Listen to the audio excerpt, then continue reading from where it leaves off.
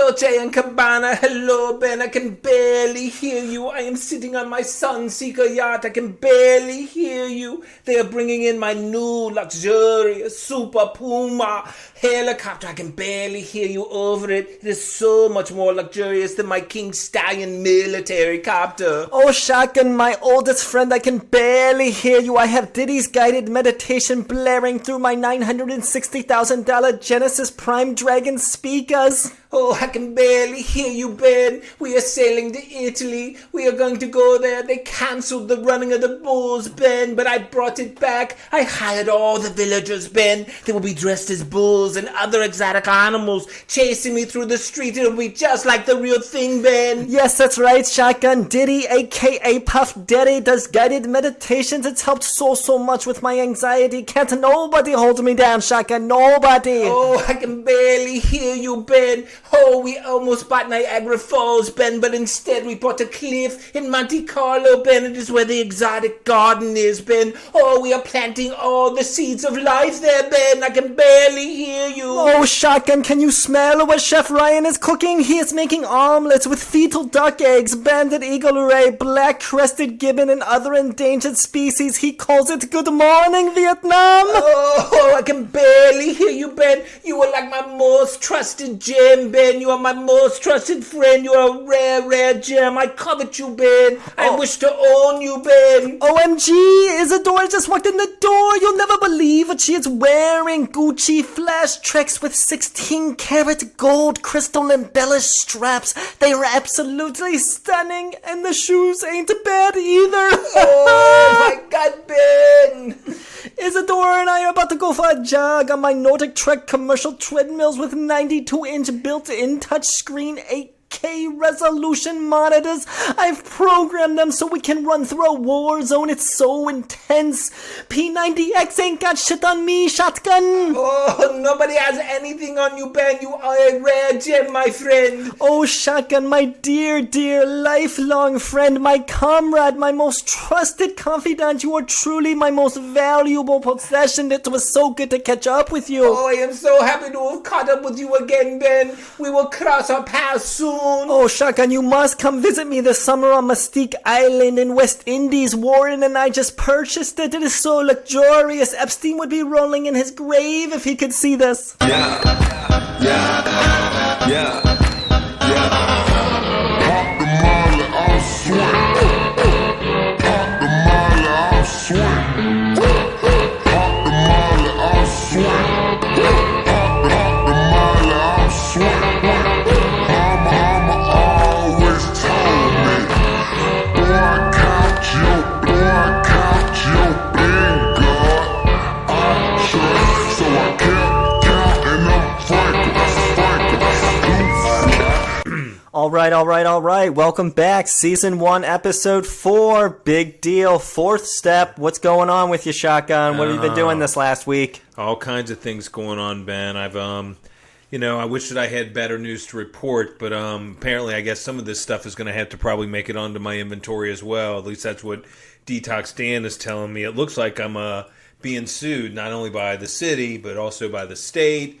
And it looks like the feds are getting in on this action, too. Oh, snap. You got a Fed case? Well, yeah, that's what's going on. That's what it looks like. I took the liberty of doing some things around the neighborhood that weren't pre-approved, but I thought, hey, man, we're all on lockdown. I took the liberty of changing some street signs. I always wanted to be able to make a U-turn in certain spots, so guess what? I said, hey, I've made a sign. It's like, yeah, you can now make a U-turn here on Maple. I wish somebody would do that here. That's what I've been saying. I also said, hey, you know what? I always wanted to be able to make a left on red here. Now you can. At least for 2 weeks you could. But where I got in trouble with is that making a left onto like a one-way street, or is it still a two-way street? Well, it's a two-way street, but yeah. That's fantastic. I like it. Yeah. I mean, hey, I always knew that if somebody did it, it would be utilized, and obviously it has been utilized. It wasn't a big deal until there was an accident, and then they noticed the signs that I had put up, and then they also noticed that I had changed the name of our street, and this is where the feds got involved. I had asked a couple of the neighbors, just when we were out walking around, I just said, hey, wouldn't it have been nice to have grown up on Sesame Street? Oh, I would have loved to grow up on Sesame Street. Well, I did. I wanted to do the same as well, and guess what? That's what I did. I changed the name of our street to Sesame Street. But it did cause some confusion, apparently, with the mail and with some, mainly with Amazon, too. I mean, if you saw my porch right now, I got like a month's worth of Amazon packages because, they changed the name back. They didn't know what had happened. And nobody like knew Christmas. Well, yeah, it was kind of like Christmas. And there for a while, I did live on Sesame Street, but it also messed up everybody's mail. It messed up the Amazon packaging. So the feds are getting involved. The city's involved because I changed the street. The state's involved because of all the other things that I was doing as well with the street signs and some of the other. Well, I had also painted some of the sidewalks. And then I also went down to some of the storefronts that I thought needed a sprucing up. I painted them as well. Okay. So I didn't think it was a big deal, but apparently it was. I thought I was doing service work, honestly. Sounds like service work to me. But yeah, and as you know, I'm no stranger to Fed cases. I'm no stranger to international lawsuits. As we talked about on episode 1, I have that pending criminal case in... is it Tijuana or where was it? Well, the Tijuana stuff's been dismissed. It's in Japan. It's that's right, in Japan. The Rising Sun nightclub. The K-pop got the best of me. But I'm not even too worried about that. Trump shut down travel and all of that. I think I got a while before I have to deal with that. I do too. I don't know if it'll be interesting to see if they expedite you. Yeah, I don't extradite you. I don't think they will. I mean, as we said, it's just allegations. That's right. That's all they are, Ben. But really, this last week's been really good for me. So I finally got my stimulus check. Oh, nice. Oh, man. Now look at you. Big, heavy hitter, man. Got my stimulus check. I'm still not working. So I was like, how can I make this stimulus check just really stretch it? And I was like, you know what?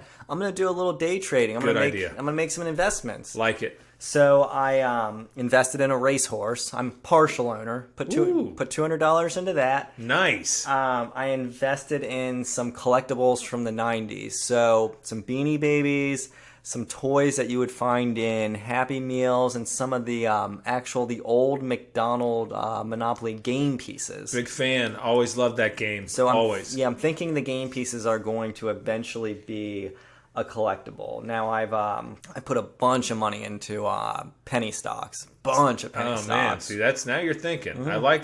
I like how you're diversifying here, Ben. Sure, and even if some of them lose, I bought so many, you know what I mean? Well, yeah. And then something I'm really excited about is I invested in a timeshare in Detroit, Michigan. It's about a little less than 200 miles from the Great Lakes. Oh, that ain't bad. Yeah, I could see myself staying there tomorrow. Yeah, so that was like all of the 1,200.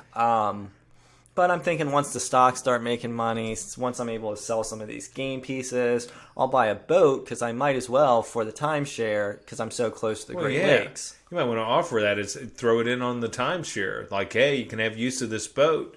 Man, you are really, really you're wearing sobriety well. I'm really surprised. Look at you. You are doing all kinds of big things over there, Ben. Thanks, Shotgun. Yeah, I really just want to thank Trenchcoat Tom and my sobriety for me making these good financial decisions today, because normally, if I get $1,200, and assuming I'm not using, I'm going straight to the casino with that. Oh, yeah, I can verify that for sure. But, absolutely. Yeah. I can vouch for that. So I think that brings us up to our topic today, which is Step 4. Yep, Step 4. Made a searching and fearless moral inventory of ourselves.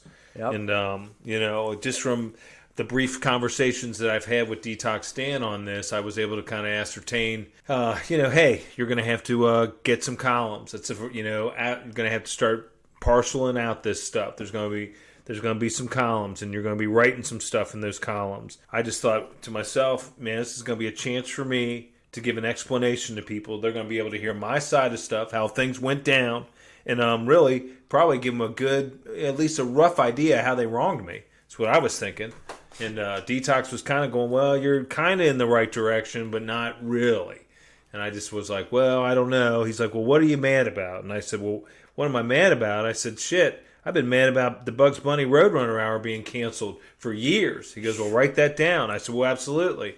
I mean, I can remember. I came home one afternoon, gone. That's it. No more Bugs Bunny Roadrunner Hour. All gone. Same thing with Cookie Crisp. I used to love that cereal. Oh, it was delicious. Oh, it was my favorite. Hey, I'm still suffering post-traumatic stress from that. I'm like, that's something else I'm pissed off about.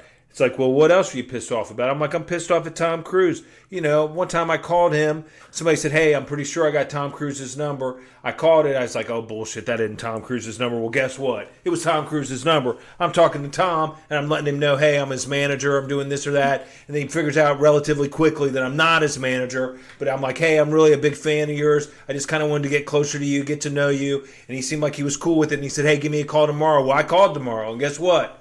Number had been changed. So, you know what? F you, Tom Cruise. F you, Tom Cruise. To hell with you. So I'm mad at him too. Oh yeah, and just, since we're on the subject of things that I'm mad about, oh man, Mitsubishi. That's right, Mitsubishi. One of my favorite car makers. Guess what? They stopped making the Eclipse. Man, I can't tell you, I was livid about that. Oh my God, that was my favorite car going. Same thing, mad about Disney. You know what? I wanted to go to, for years I thought, when are they going to put a Disney in Ohio? Everybody's saying, oh, they're going to do this, they're going to do that. Well, guess what? Disney's never been to Ohio. There still isn't a Disney amusement park here. I'll be damned if I'm going to go, oh yeah, well you can go here, you can go there. I don't want to go there. I want to go to Disney. Ohio is a beautiful place for a Disney park. Oh man, I'm telling you, I've been talking about this for years. Nobody's listening. Same thing, Billie Eilish, another one of my top resentments. Saw her on, I saw her online. I said, hey, I'm going to send her, let her know that I'm one of her big super fans. I'm like, hey, and I mean, I must have written like almost a dissertation.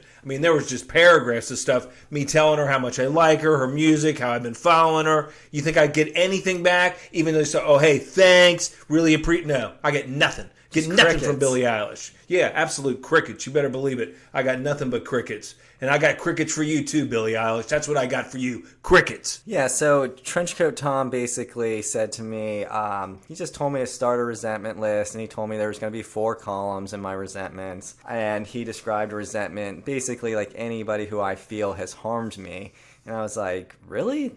I basically already got that next to my bedside. I just call it my vacation list. He asked me what that was. I just said, yeah, I mean, it's basically any time somebody has done me wrong, I wrote down their name, what they did to me, the time, the date, the weather, and I just moved on. I mean, I've been doing this for years. And he said, I like that you're keeping a running list. I thought everybody did this. And Trenchcoat looked at me real funny, and he's like, why do you call it a vacation list? Well, clearly I can't call it a kill list. Well, yeah, right. Well, you're right. I can understand that. I understand where he's coming from too. That makes sense, though. I do like the fact. See, I keep a very similar list, but it's just in my head. But I like the fact that you've been writing it down for years, and that you have a go-to list. That's what I would call it. This is my go-to list. Yeah, so I had a big head start, and I know the whole process in this step is to get over these resentments. So I just assumed the other 3 columns were. So I just assumed it was, their home address, their work address, and the last column, how long it's going to take for their family to report them missing. That makes total sense to me. I could follow that. I could see where you would think that too, really. I mean, if you're going to clear that stuff up, that's one way to do it. Yeah, so I went ahead and wrote out a few of these resentments, so I can share a few. I'll basically share up to the point where Trenchcoat Tom cut me off and told me I was doing this wrong. So, resentment, Miss Siegel, 3rd grade teacher, stole fruit snacks from my lunchbox when I was at recess. Home address, 2482 St. James Avenue. Work address, 900 State Route 131. Lives with husband, would most likely be reported missing within 24 hours. Oh, that's true. I could see that. But I would be mad about the fruit too, I can tell you that. Oh yeah, next resentment, Colleen Jones. Hamilton County Probation, terminated my probation early and refused to reimburse my supervision fees. Home address, 5769 Cooper Street. Work address, 800 Broadway. Lives alone. If I get her on a Friday, most likely won't be reported missing until Monday or Tuesday. Smart. Last one, and this is where Trenchcoat Tom cut me off. Colin Powell, for stealing my childhood dog. Home address unknown. Office, 909 North Washington Street. Due to being a high-profile resentment, would most likely be reported missing within hours.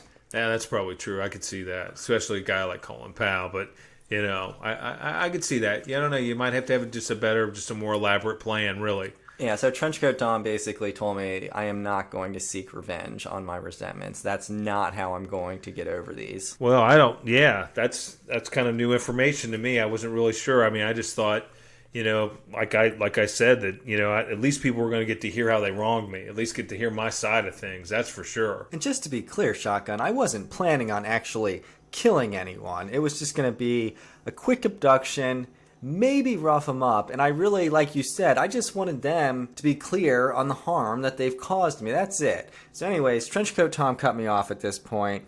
He told me how to correctly do the third and the fourth column, and I'm not going to bore the listeners with that.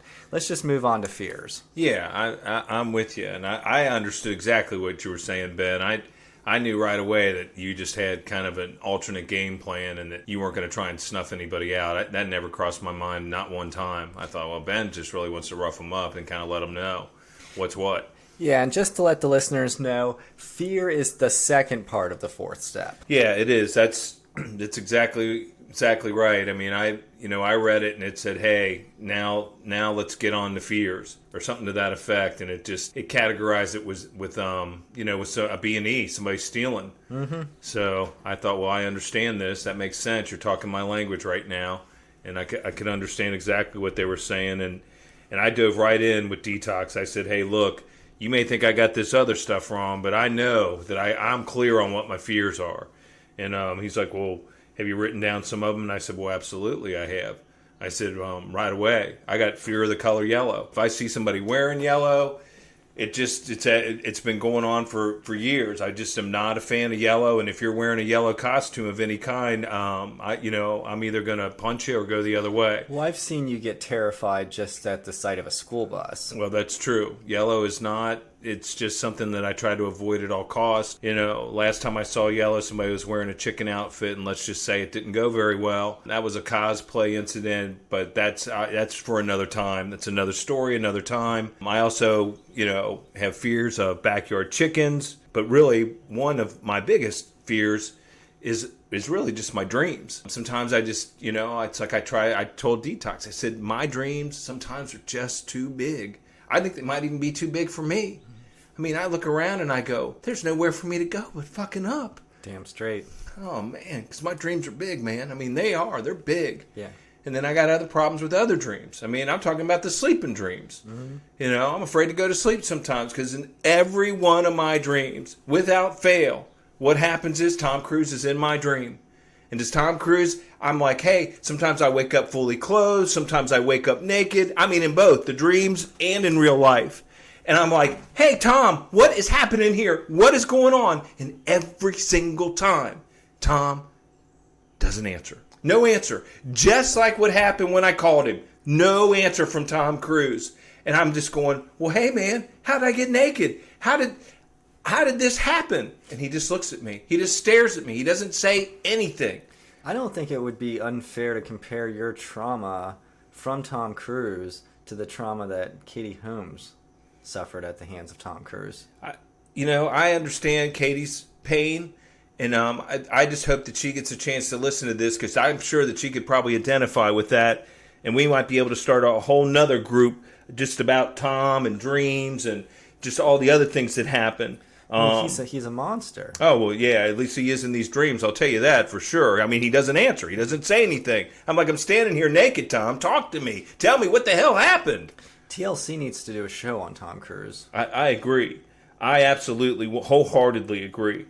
Some of the other things that I was able to kind of talk to Tom, to Detox Dan about, I said, hey, I know that the FBI, the Illuminati, CIA, aliens, I'm pretty sure that they've ransacked my house at least more than once. Either they did it or I did it and just don't remember, but I'm pretty sure it's one of them. But I worry that the files that they're keeping on me aren't accurate, and that when they go to make my hologram, that it's not going to be anatomically correct. Those things are big deals to me, and I said, hey man, these fears are real. And the last one that I have, and this one's really, this is just developed of late, and this has been something new, but I know that it's going on. Well, I'm pretty sure it is. I can't 100% confirm it.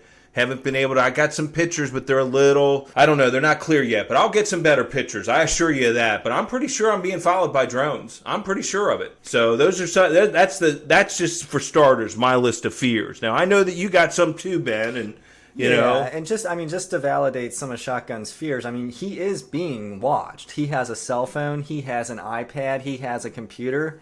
best believe the government's watching them, if not the Illuminati, if not aliens. Oh, yeah, well, yeah, absolutely. I've got problems with the feds already for the mishaps painting all those miles of sidewalks and painting the storefronts. I know that they're out there for sure watching me. Yeah, so some of my fears, I think a lot of these are pretty common. Men named Kyle, women named Chelsea. A big fear I have is that Mark Wahlberg died in 2011 and was replaced with a robot. And the reason I'm so afraid of this is because I don't even think Mark Wahlberg realizes he's a robot. Oh, that would scare me too. I have a fear that not only is Bernie Sanders and Colonel Sanders related, but they're the exact same person, which leads me to think, why is a bucket of chicken $20? Oh, snip, snap. And why are their employees making minimum wage? Wow, that makes sense. Along the same lines, I have a fear that not only is Neil Armstrong and Lance Armstrong related, but they are the same man, which would make the moon landing a hoax and destroy my dreams of being the first man to ride a bicycle in outer space. Oh, man. Yeah, I could see that. Yeah, that makes total sense to me. Yeah, because that means that, they probably did ride a bike up there already. I have a fear that I started from the upper middle and now I'm at the bottom. I have a fear that Carly Rae Jepsen is only going to be a one-hit wonder. Quite frankly, I don't even want to think about that. I am absolutely terrified of roundabouts. Like, I have no idea how they work when I hit that. So, do I yield to people in the roundabouts?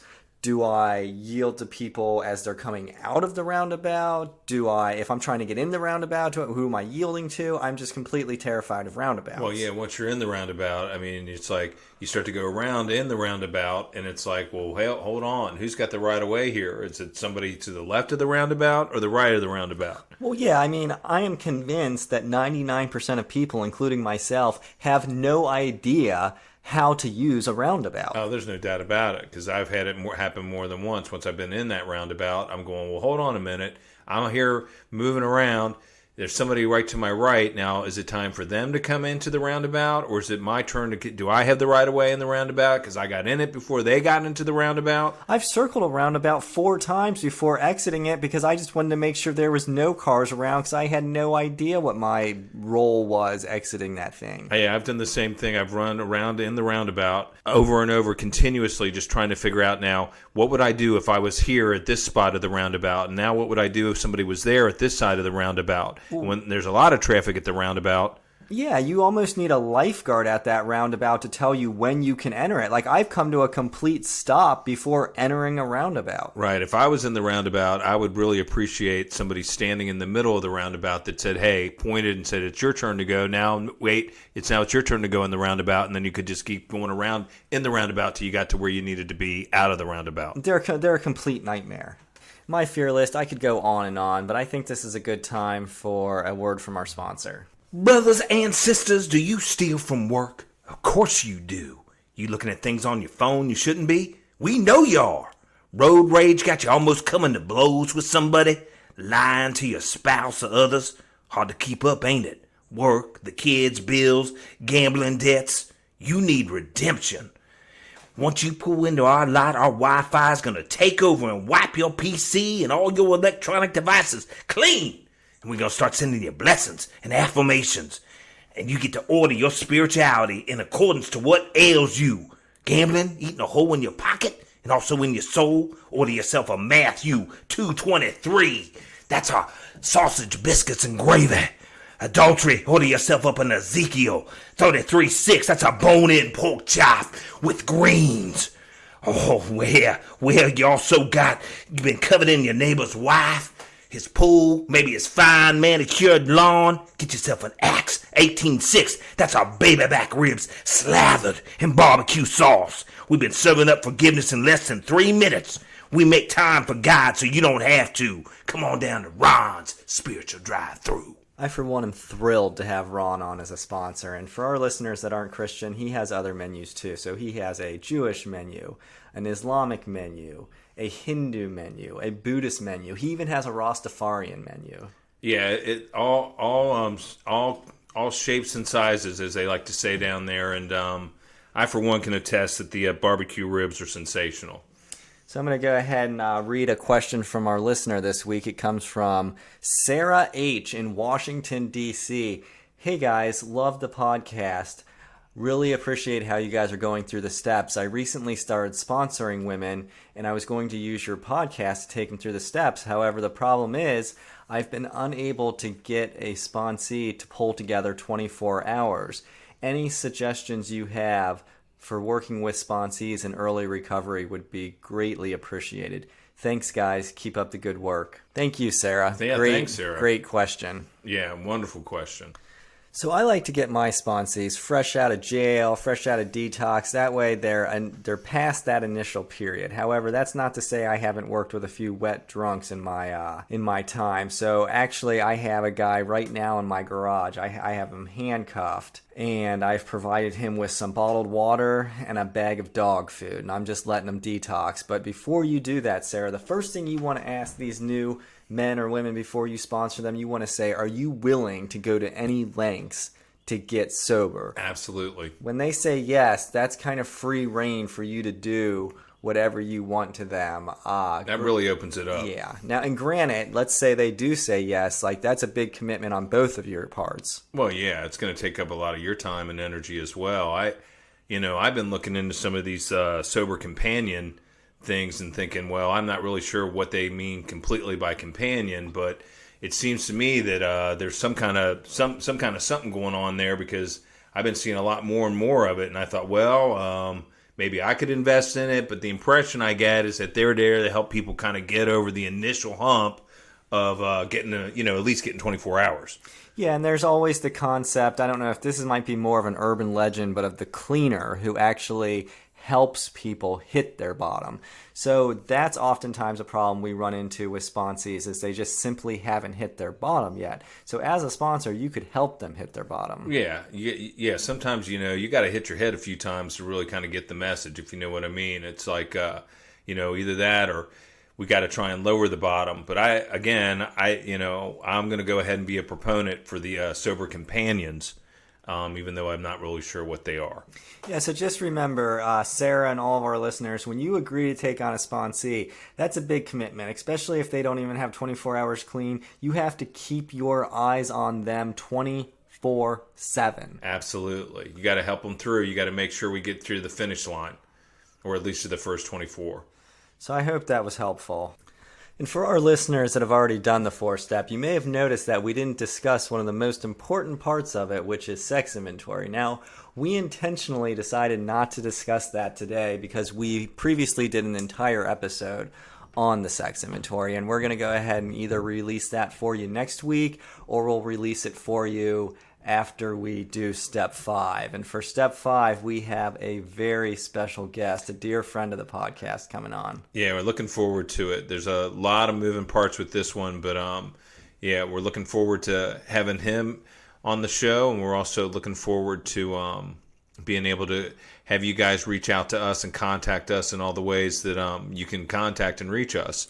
Yeah, so go ahead and follow us on Facebook at Almost Sobes Podcast. Really want to check us out on Twitter, because a lot of the memes have been being banned on Facebook and Instagram. So follow us. Our Twitter handle is Almost Sobes, and they have not banned a single meme yet.